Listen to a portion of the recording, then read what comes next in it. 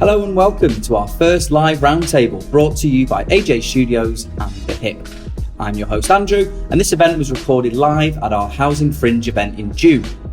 The 4-part mini-series is an offshoot from our usual Hip podcast, and today we're kicking off with our first session on building a balanced board.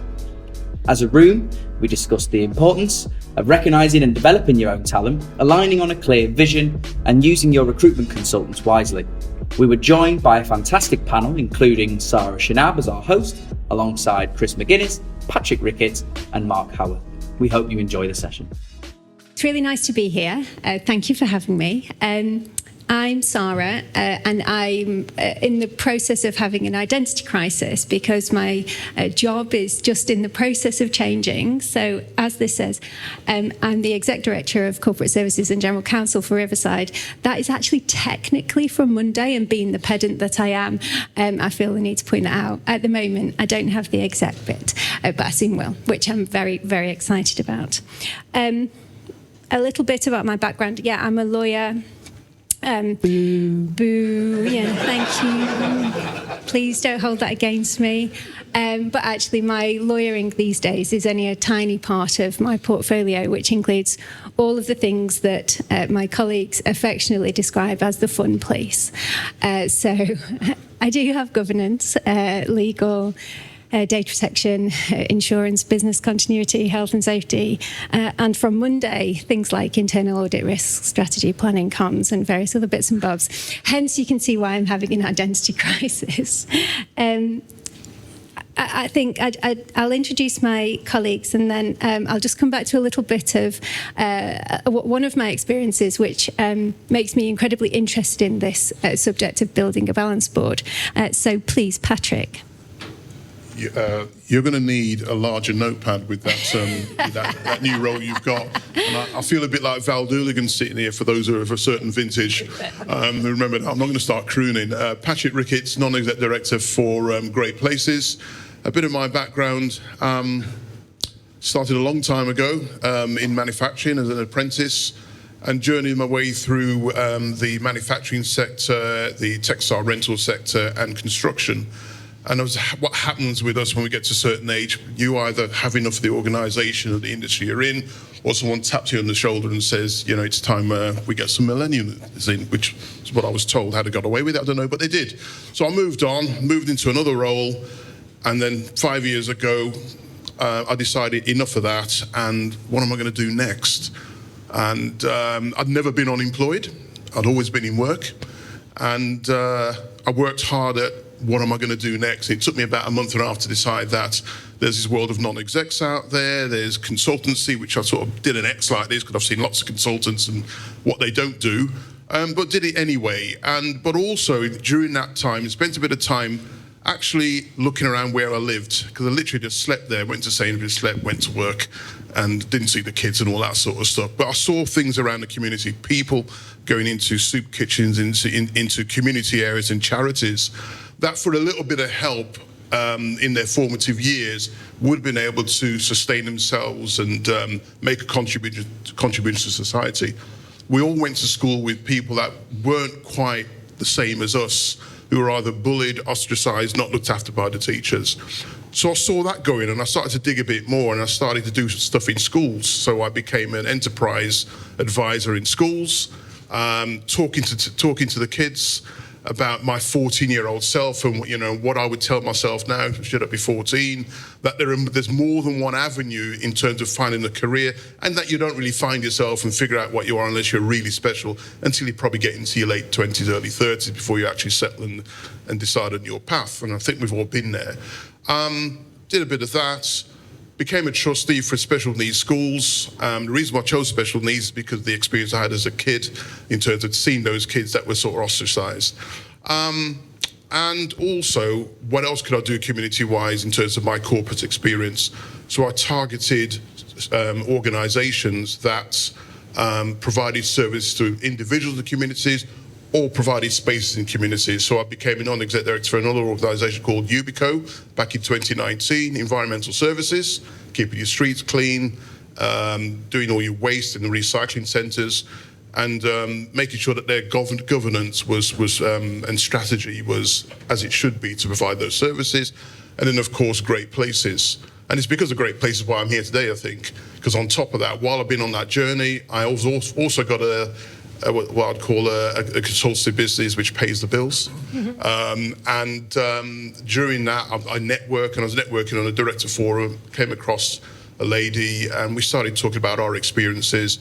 Hence, during the last 5 years, in May last year, released a book called Biased Impacts, which some of you may or may not be familiar with. And that, again, I think is what's brought me here today as well. So any questions we get, my answers are going to be coloured with my experiences over the last 40, 45 years. Thank you. Thanks, Patrick. Mark. Morning. Yeah. So, I'm Mark Howorth. Nice to meet you all. And again, thanks for the invite to be here. Really pleased to be here. And actually, I am definitely an intruder in the camp because I'm from the other side of the Pennines, from Yorkshire. So, who let you in? I know. It was a bad invite, I think. So anyway, there we go. So I'm here, and I guess I'm here to represent the smaller housing associations. I work for St Anne's Community Services over based in Leeds, but our stretch is kind of from Huddersfield across to Hull, and then Sheffield up to Northumbria and that sort of Scottish border. And we offer not just housing, but we also do health and social care as well. So we're regulated by a number of different regulators, the CQC, obviously the regulator of social housing, as well as then the Charity Commission. So we've got lots of different codes to adhere to, and my role as head of governance is to make sure that we are ticking the right boxes and doing all of that. So my portfolio is similar to Sara's, and so I've got to kind of pull all that together for our organisation, albeit a lot smaller than yours. So so that's why I'm here, and delighted to be here, and thanks for the invite. I've got a bit of experience as well prior to getting into housing and this sector in education, universities, and professional sport as well. So being in governance, I think it's nice because you can move around sector to sector. You don't necessarily have to stay the same, because the problems are not say problems, but the charms and the challenges with governance stretch every industry, stretch every single sector, and it's all about your processes, your principles, and things like that. So happy to give a bit of insight, and hopefully we can add a bit of value that way. Cheers. That's nice, Mark. Thank you. And last but by no means least, Cris. Good morning, everyone. I'm Cris McGuiness. I've just realised that I've been in housing for nearly 30 years, which is quite terrifying and not possible at all because I'm only 21. So I am Chief Financial Officer at Riverside. I look after, obviously, all of our finance and treasury stuff, but I also look after a lot of our development and commercial programmes as well. But I'm not really here with my Riverside hat on today. I'm also chair of the board of Clwyd Allen, which is a housing association North Wales with just under 7,000 homes. So I get the exciting job of understanding Welsh regulation and English regulation, and they are very different. I'm sure there's lots more interesting things to hear about than me. So should we crack on? Very happy to crack on, although I'm not sure I'm supposed to agree with that statement. Before I joined housing, so I've only been in housing 5 or 6 years, and before I joined, like Mark, I was in higher education. And in higher education, they were very supportive of putting senior officers through higher degrees. So I was lucky enough to do an additional degree when I worked there, and chose a dissertation topic looking at the profitability of law firms based on the diversity of their management committees. So reached out to lots and lots of senior partners, managing partners in a whole range of law firms. And at the time, they were really open with me and very willing to talk. And I think that's because I looked after quite a significant legal budget on behalf of the university and they wanted some work. But anyway, I put together this dissertation, lots and lots of research. And guess what? It will not surprise you to hear, because there's lots of research been done on this, that law firms make more money when they have more diverse management committees. So their profits per equity partner, which is the usual sort of measure, is higher if there is more diversity. And so I did that in 2000 and, I don't know, 10, 11, something like that, really long time ago. And at the time, I went to the university and said, oh, this probably applies to the Board of Governors as well. Let's have a look at the diversity on there. And it actually wasn't bad. You know, universities are not bad at this. Land at Riverside, and of course, all the same challenges. Do we have a diverse enough board? So I think you're quite right. And the challenges, you know, cut right across sectors. I don't think we're particularly unique. And as I said a moment ago, I am delighted to be here, but I also do think it's a bit of a bummer that we're still talking about this, because it should be a given. However, we are and we should, and I think it is, you know, an important topic. So we've got a number of sort of conversation prompts, and where I'd like to start is with this notion of the black book. Does anyone have a black book? I have my notepad with loads of lists in it, but I certainly don't have a black book of contacts. I think that's partly because, and I said to someone earlier, I can't remember who it was, I said to someone earlier, I'm actually a bit crap at networking. I used to be great. I used to do lots of these sorts of things and get out there, but now I'm not. And actually, in some respect, I think that makes it easier to go into recruitment processes with a really open mind. I don't have, you know, if somebody says, oh, we need somebody on group audit committee who's an expert in blah, I don't have, you know, a list of, oh, we could choose X or we could choose Y. I go into it with a really open mind, and I think that is quite important.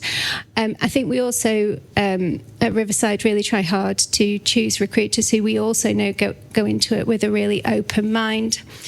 So this idea of the black book, I think absolutely needs to be resisted. I think there is a time and a place for it. There will be, you know, sometimes you will come across people and you think, oh, I need to create space for them because they're really good and really interesting and so on and so forth.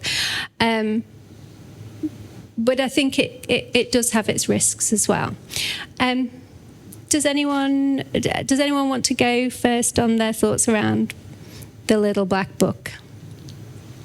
Yeah, look, see them both nod at me. Did you see that? Did you see that? So I think the thing for me, so becoming chair of the board, and we've refreshed some of the board in Clwyd Allen, it is about resisting that black book, because it's like, well, we need a development expert. Well, clearly I know lots of development experts, but putting somebody I know on a board I chair just inherently feels wrong to me. And the reason for that is that your board has to have some bite. It has to be able to challenge officers. It has to, when things get tough, you need your board to be asking the right questions. If they're not asking the right questions and things are tough, and they often are in housing, then the regulator will have something to say about that. So for me, I try and avoid people I know, because it isn't a great look to put people you know on boards, whether you're an officer or a non-exec director. I think the thing is to make sure that you are kind of casting the net as wide as you can, and a little black book stops you doing that. But also, it's a bit jobs for the boys, isn't it? And I think we have to move on from that sort of mentality. Thanks, Chris. Patrick? We may not have black books, but certainly recruiters do. They're networking all the time. And one of the challenges we face when we're recruiting onto these boards is that they pretty much don't know everybody and will target those. Yes, they'll advertise because they're obliged to advertise, but the same people are circulating around the network, as it were. And I've, not directly to recruiters, I don't know if there are any recruiters in the room. I'm a safe. Just one or two. There may be online, but what I'd say to you is that I find, in my experience, going for these non-exec roles, that they're a little lazy.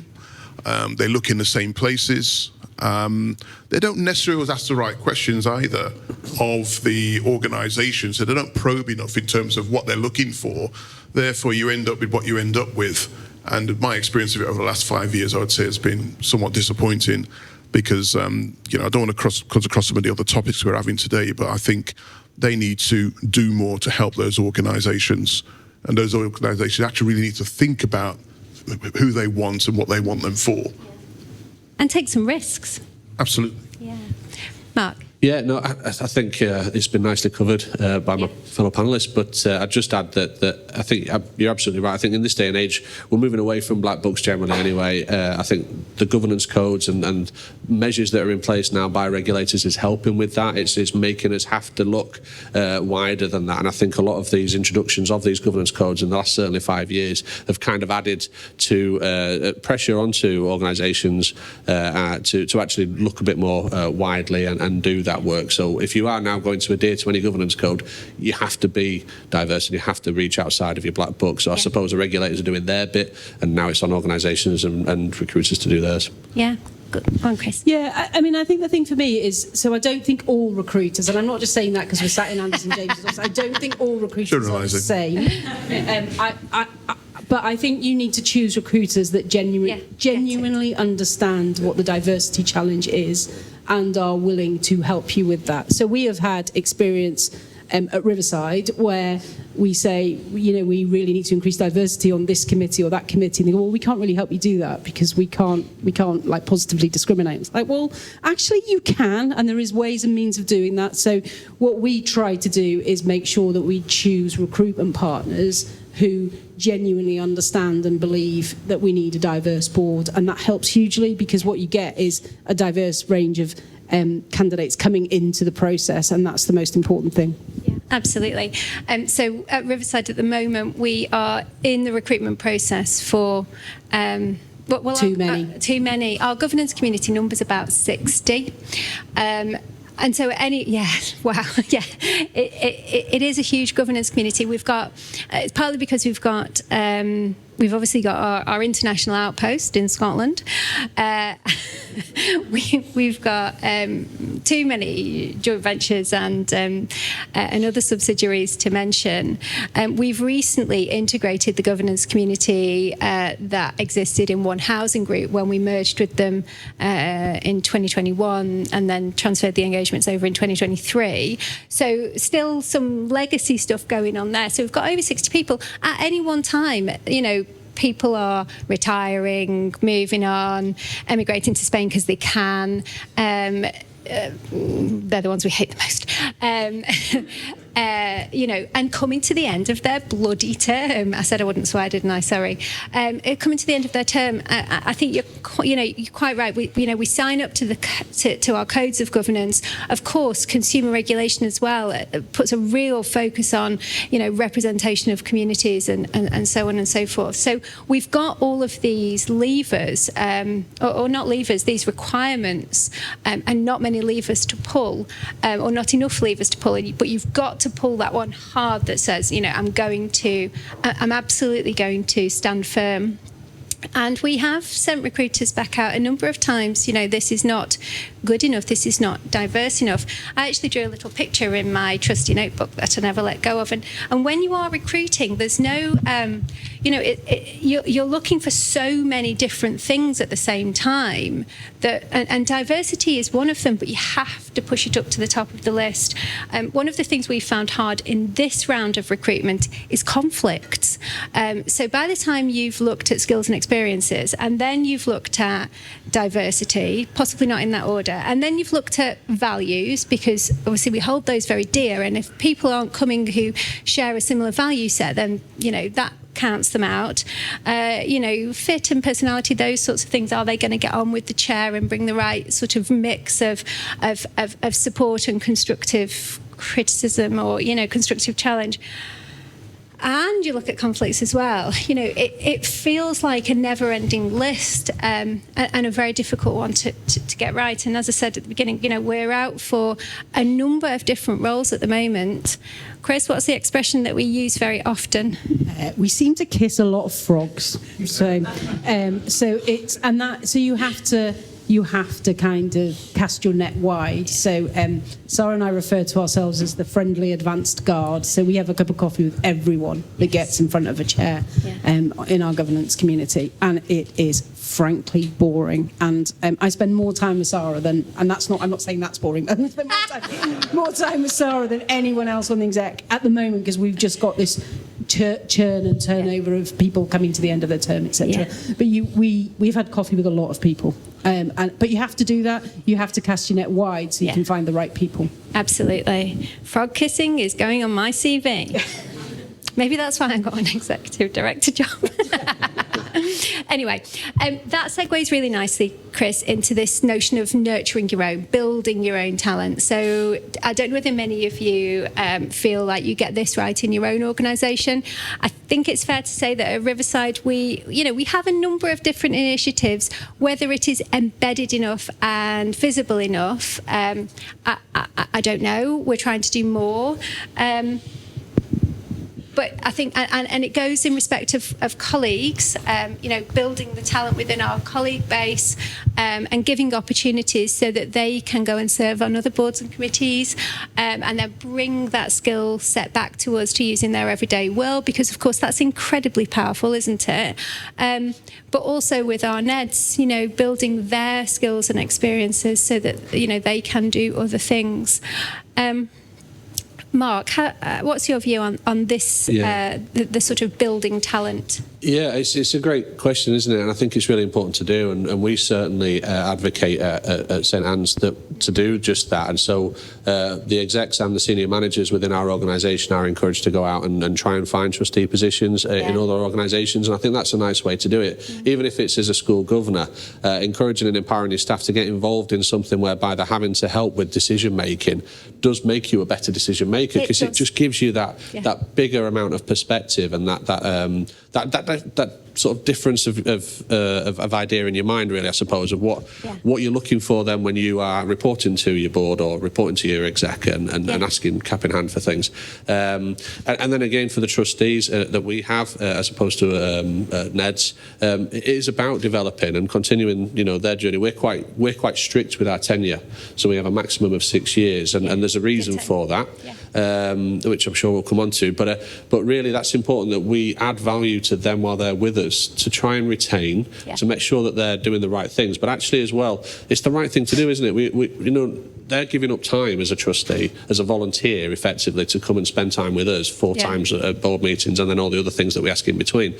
So if we're not adding value as well by offering either courses or training or just some interesting sessions that are going to help them push back and challenge us and test us, then we're not really doing our job right in terms of being, fair or right or ethical or whatever that thing is. I can't think of the word. Sorry, I've had an early start. I think that's exactly what it is. It's fair, it's ethical, it's compliant, it's being a good citizen, a good corporate citizen, all that kind of stuff.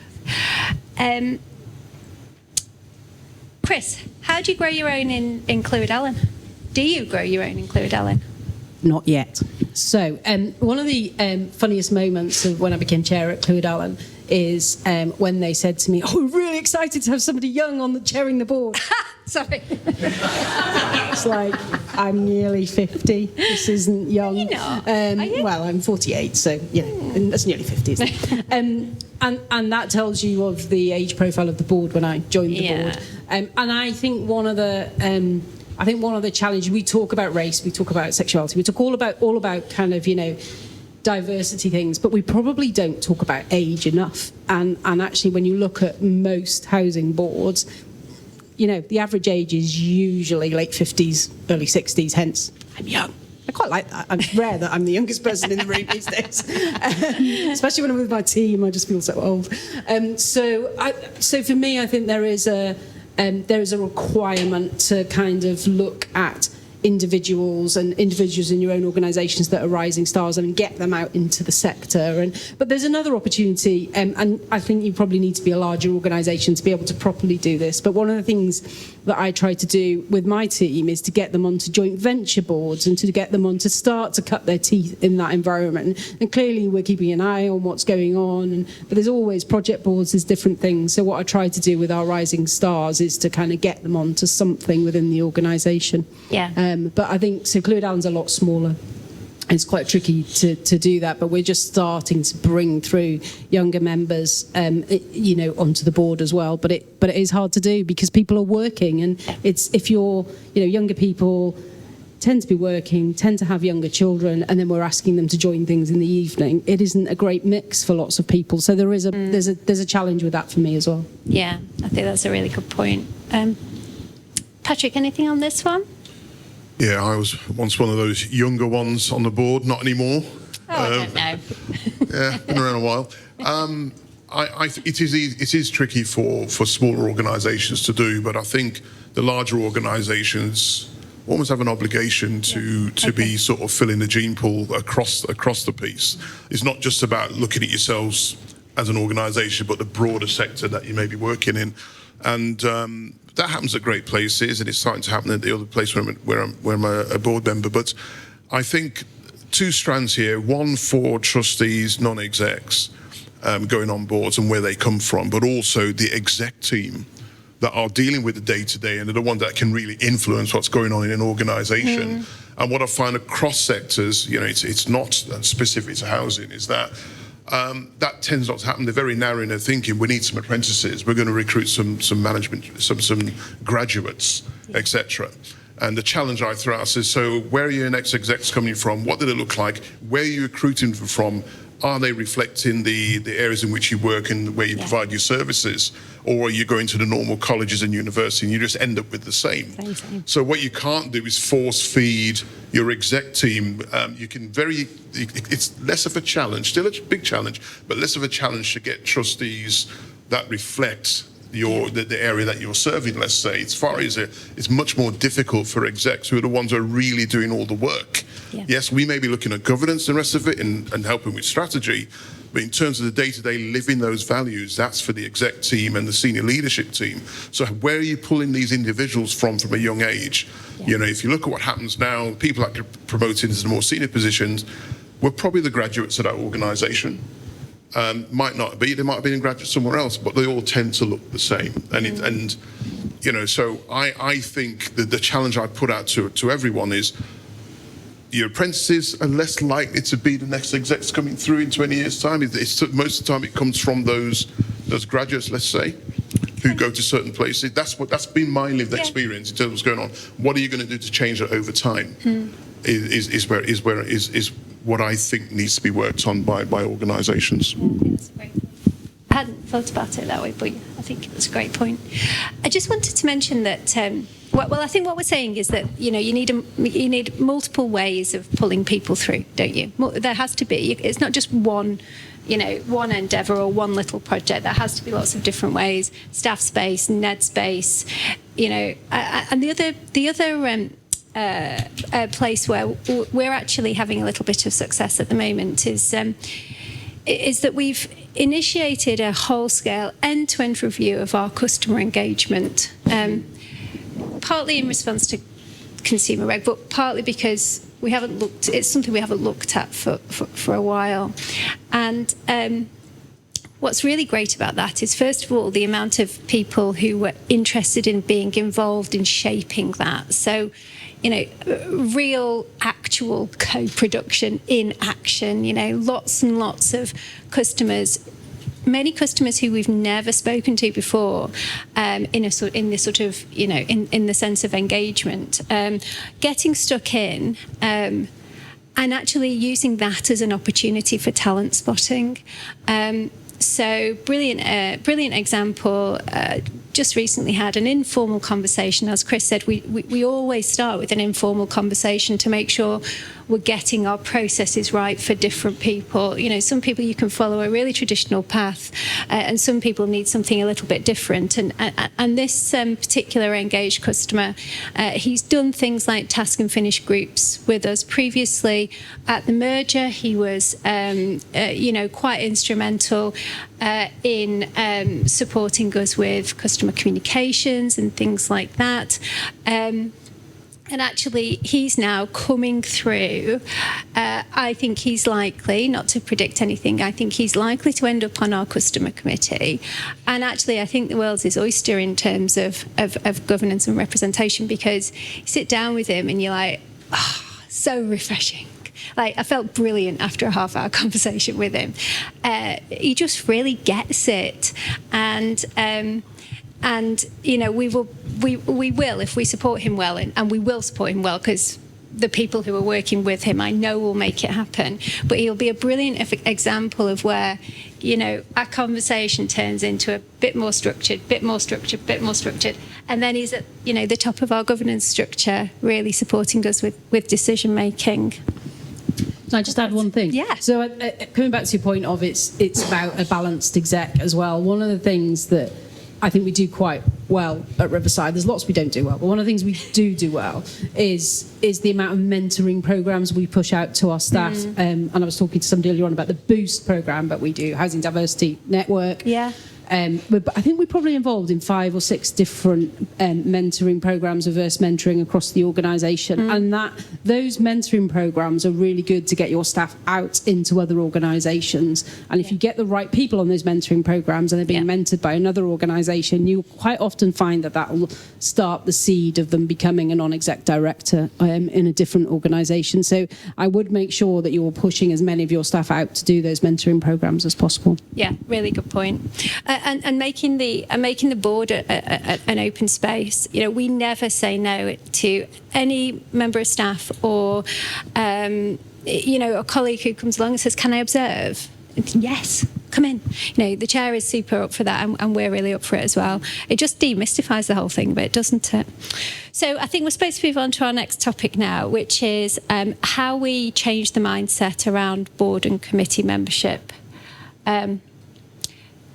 So I don't mind starting here, which is that I don't feel at Riverside that it's about changing people's mindsets. I think most people, because they share our values and they recognise the value of a diverse board. I don't think that I need to change people's mindsets. I think people's mindsets are just fine. I think it's the how that people get caught up in. So if I were to say to any member of our governance community, you know, do you think we could do more on the diversity front? They'd say, yeah, defo. And I say, okay, how should we do it? Sara, that's your job. Well, actually, I think it's everybody's job a little bit, but of course ours to facilitate. So I don't think we've got a problem with mindset, but I'm interested to hear if anybody thinks they do.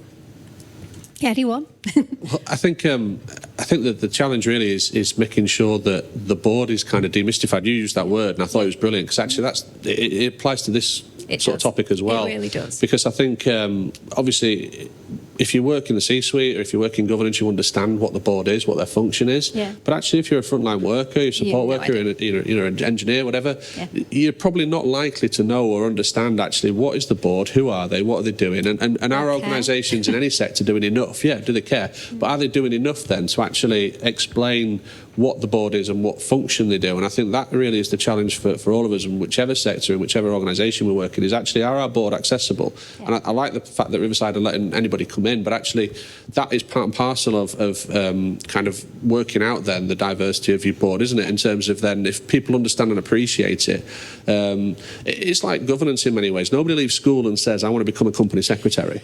Nobody. They don't know what it is. They think it's... No, actually, I watched LA Law and decided to be a lawyer. I don't know how I ended up here. No, nobody does. And that's the thing with governance. Nobody knows how they ended up here. You know, I started in the police service and ended up here. So, I mean, it's I've taken a real squiggly line.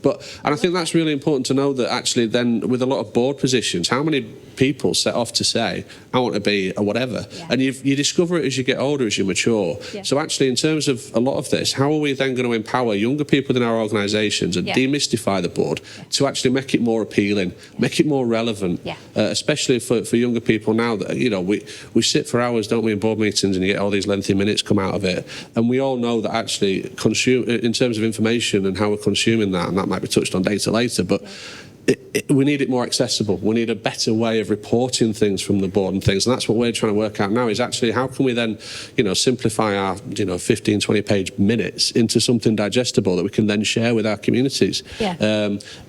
And that touches on customers. We call them clients and tenants. How do we make it understandable for them? Some of our clients don't have mental capacity, so I need to do an easy read version. How on earth am I going to figure that out? And you're absolutely right. Yeah, that sits with me to work that out and do the sort of work on it. But actually, that's the big thing. That's the big ticket. And I think until we all crack that one, we're not doing what we should be doing. Yeah. Thanks, Mark. Brilliant points. Not just mindset, but how you communicate it. Yeah, I think organisations are understanding that they need more touch points with not only their customers but the frontline staff. Yes. And that's sometimes forgotten, and that they also believe that their culture and behaviours are embedded with everybody. And that isn't always the case. And where you can see that reflected is in the feedback from your customers. You know, when you're asking them, when they're filling in questionnaires or there's a complaint and it gets escalated. And the other thing is as well, and I'm spreading this out a little bit, it also goes with your third-party contractors as well, who are doing things. You know, in whatever sector, if you're delivering a service and you're buying in a resource from somewhere, do they share your values at the same time as well? So does the CEO of that organisation have enough touch points?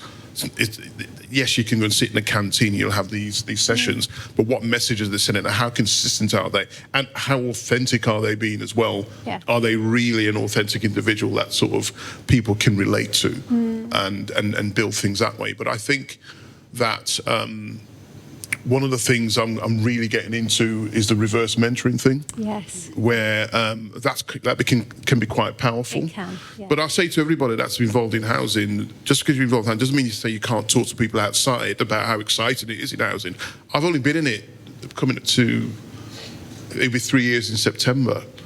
And, you know, if you've got a certain belief in yourself that you're going to be delivering, you know, you're delivering some value, tell people about it, about what you're doing, and you start to attract other people. And the difficulty is that people, youngsters don't find it sexy until it impacts on them in some way. Yeah, and it's how we sort of make it more interesting and say that there are really good careers to be had within housing. I didn't know about them. I didn't. You know, all I knew about when I started was electrical and mechanical engineering. I didn't know about all of these different things. You stumble across it as you go through life. So for organisations, it's really about how you get the message out there and where do you visit. Yeah. And it's rewarding, isn't it? I mean, you know, it's life-changing. You know, that's the bottom line of this. So, you know, all the organisations that are represented here today are changing lives every day, and there's not many jobs where you're going with a huge amount of job satisfaction knowing that you've actually done that for somebody or a family or whatever. So Absolutely right. Yeah. And you do find that's the biggest reason people stay in the sector, why the lawyers and the accountants stay in the sector, because they could go and earn more money elsewhere, but they don't get that job satisfaction. I do think, and James, we need to have a conversation about this, there is a job to be done to get young people onto housing boards, and there's a job to do to kind of make it more sexy, I think, as well. But then the more diverse your board is, so all of these voices on our boards are really, really important, aren't they? The customer voice, it's really, really important that we kind of get that diverse voice, because they make a real difference. Yeah. And because if you've got the diverse board, you get all of those points of view as well. Absolutely. I think Patrick. Yeah, I've just become the chair of the new customer committee at Great Places. Great. And I was pleased that we were able to get a diverse range of individual in terms of experiences and you know, whether they've been neurodivergent or whatever. But it's hard. Don't let anyone tell you it's easy, because it's hard. Here. It's really hard. Absolutely. Yes. You know, so people are keen to join, but it's not just, you know, you're starting out and, you know, we're 2 meetings in and I'm thinking something not quite right here, or that individual that you thought was going to be right isn't quite right. Because the danger is that you get individuals in that actually it's about my home, rather than the bigger picture. That is it. And something you try and avoid, and you do as much as you can to try and avoid that, and it doesn't always work that way. So you're continually working at it all the time. Yeah, you've got to wrap a really good, you know, support system around people who talk about their shower or door handle or whatever it is. I think we've all experienced that. I think it's great induction, it's accessibility of officers, it's mentoring, buddying. We give all of our board and committee members an exec and a non-exec buddy, and really sort of, I was going to say force them, that sounds quite mean, but we really encourage those conversations, shepherd those conversations along. I was just going to give an example of where we had a lovely moment a couple of months ago. So we take our board out at least 3 times a year. I'm sure lots of you do the same. Usually get them on a bus and take them somewhere meaningful. And we took the board out quite recently to one of our areas where we've been having some real damp and mould challenges recently. There's been quite a lot of press about it, and we're struggling. It's really hard to get on top of the issues with this particular estate of homes. And we got to this one particular house, and the housing officer really demonstrated a brilliant sort of knowledge of what he was sort of trying to achieve, because he said, right board, he said, do you remember in the May Chiefs report that we told you about a property that was experiencing X, Y and Z? This is it. And he made it really meaningful, and that was a person on the front line who in theory doesn't have a lot to do with what's going on at board level, but he does, and he got it. And it was just a really nice moment where the board felt truly connected. He felt like he was doing something dead meaningful for them. They went into this home, everybody went, oh shit, this is a mess. But here's what we're doing about it. And then the conversation that followed was, and here's how we're getting on top, and this is the importance of your investment decisions, and this is the importance of us showing you, the challenge. So that was just a really meaningful moment where we got to the front line and it was actually really meaningful. He'll be great on a board.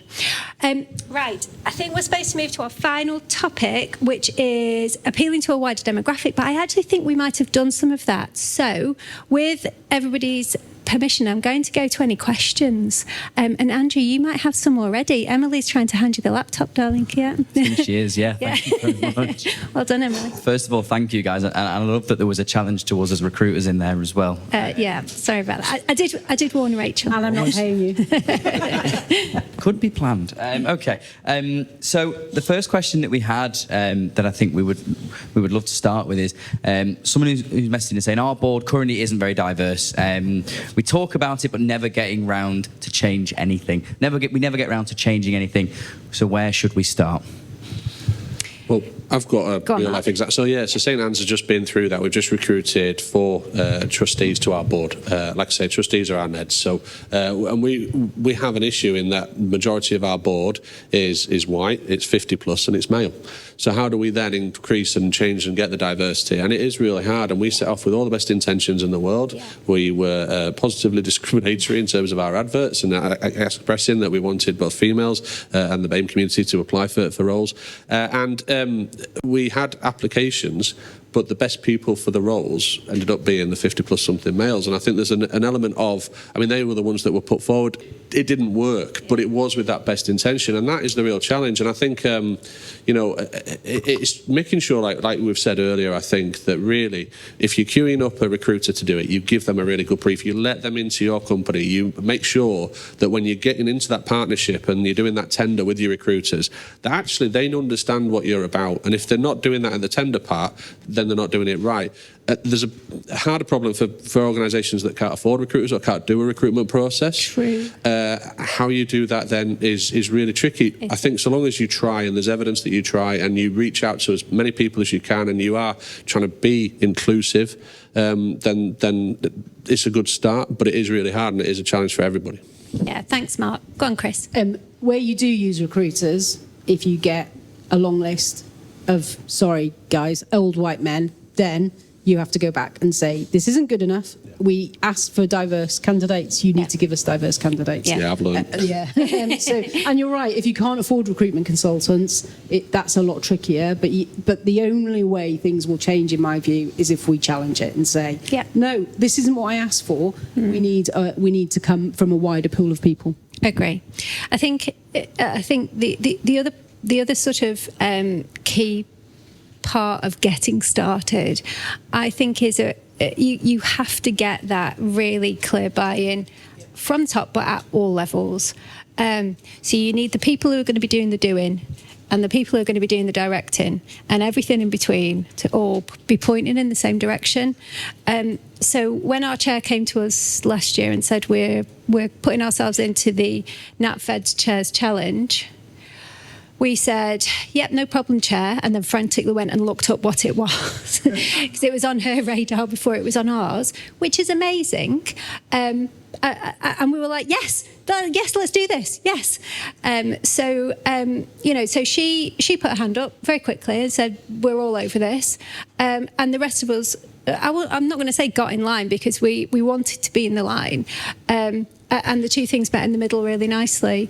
A really clear commitment and walking the walk as well as talking the talk. Do you want to do one more question, or are we out of time? I think we've probably got a couple more minutes, so we could maybe go old-fashioned and maybe go to the audience. I do like an old-fashioned. I was going to say, this is all very exciting, isn't it? There you go. Thank you for a great discussion. Peter Lunio from Holton Housing. One of the things that I take is that diversity of boards, to me, is just an enabler around diversity of thought. So what I'd be interested to hear is how else do you think we can increase diversity of thought in boardrooms other than just recruitment? Absolutely brilliant question. Chris. So I think one of the ways we do it at Riverside, and I don't want to sound like Riverside are brilliant, because that's not what I'm saying, but one of the things we do that I think is quite good that helps is we start every board meeting off with a customer story. Yeah. So we take people right into, and they're not always good, some of them are horrific, good and bad stories of what's happened around customer service, and they'll be from right across our organisation. And we do that whenever so we don't, for example, do that in development committee, but we do that in the customer experience committee. So where it's appropriate, we do it. And I think that helps, because I think because there drives empathy, doesn't it? Yeah, encourages empathy, because there are people on all of our boards and committees who haven't experienced social housing, don't have that. You don't have that lived experience, and that helps them a little bit to understand, not only to understand the range of services, but also the impact, positive or negative, that we're having on individuals. Yeah, absolutely. I quite frequently end up crying, Peter. Peter, we do the same thing at Great Places. It wasn't always at the top of the list. A bit like health and safety, used to be the last thing on the agenda. It became the top. This now supersedes it. But what I challenge is, so what? What have you learned, and what action you're going to take with this? Because you can analyse till the cows come home, and you're 1 year in, 1 year out, telling them the same thing. What action you're going to take, not just for that individual customer, but for your estate? Because is there a sort of root cause issue going in? What's the root cause of it? Is it data led, or is it just around culture and behaviours? So you get your good ones, and they're fantastic here, and you get the not so good ones where it's taking the customer to escalate to a particular level, or for one of your neighbourhood officers to point it out, for someone to do something, and it just doesn't end there. It's what action you take then subsequently, and what's the big picture? What are we now challenging the board with? Sort of say, okay, there's a systemic issue here. What does that then look like in terms of resource and cost, so that the board can make a positive decision about making a change for the better and more permanent? Yeah. Great. And I'm just going to add to that as well. I think to widen the answer maybe a bit wider from those stories, and I think it's right that's done. And I'm going to take that one away and pinch it, by the way, folks. So thank you for that. You're welcome. I think what we have to do as well, though. Invoices in the post. Always an invoice. Spot the finance person. Yeah. True to type. The one thing I would say is I think it's incumbent on companies and organisations, governance people, and chairs actually to get to know your board members. We interview them and we go through the process. But actually, after that, how much do we actually know about the people in the board? How much are we actually speaking to them about their lived experiences, sharing that and taking that time, going out for your coffee, kissing your frogs, whatever you want to call it, but actually spending the time to get to know, so that board thought is actually understood. So when you come up to a topic, you can actually say, oh, you had experience in so-and-so, I'd love to get your insight on this directly, or we can do that out of a board meeting perhaps. But I think your chairs need to take a lead on understanding who their fellow board members are. And equally then I think it's incumbent on probably the governance people as that conduit between between, Yeah. to really do that work, put in the groundwork, to understand actually who's there, who's in that board, where are they coming from, Yeah. and what are those experiences, so that we can truly get to understanding where they can add more value to us. Because I think if we don't do that, we're not utilising people to their best potential. If we're only going to see them 4, 5, 6 times a year, we don't really know them, and that's the thing, that's the secret, I think, and I hope that maybe answers it a bit. Thanks, Mark. It does. Chris is coming back. Yeah, just I suppose one other thing, and this is slightly controversial, is as officers Cut who the support tape. the board, you need to challenge your board members where you see a lack of diversity of thought, and you can do that kindly and you can do that out of the meeting, but where you see groupthink, or you think you've not really thought about it from this angle or that angle, as officers we have a responsibility to call that out, and it can be done in a really nice way without offending anyone. But if we're kind of watching it happen, we're complicit, aren't we? So I think for me, part of the diversity of thought is telling board members that they need to think about things in a different way, asking them to think about it in a different way. Yeah, asking them to thinking about it in a different way. I had a brilliant experience recently in amongst all of this recruitment that I was doing. I was with one of my colleagues, and we brought a gentleman in for interview. And at the end of it, I was just left with this overwhelming sense of, wow, I'd never thought about it like that before. He just, we asked him the same set of questions that we asked all of the candidates, but his answers just came from a completely different direction. He's in the sector, he could have trotted out the sort of similar things, that were arguably more standard, but he didn't. He was left field on almost everything. And at the end of the interview, he left the room, and I said to my colleague, we need to find a place for him. We need to find a place for him, because he doesn't tick any of the other diversity boxes. But his thinking was so different that we have to find a place for him. So I'm really hopeful that we can. So just spotting it and doing something about it. So we're flexing our board size. We're thinking about putting weight on. Instead of having 4, we might have 5. Put 1 into an observer role until another spot comes up. Those sorts of things, just to make space for difference. Yeah. I think that might be our last question for Jed, but. Yeah, I'd just like to first thank you so much. That was fantastic. Maybe, guys, if we could have a round of applause for our panel.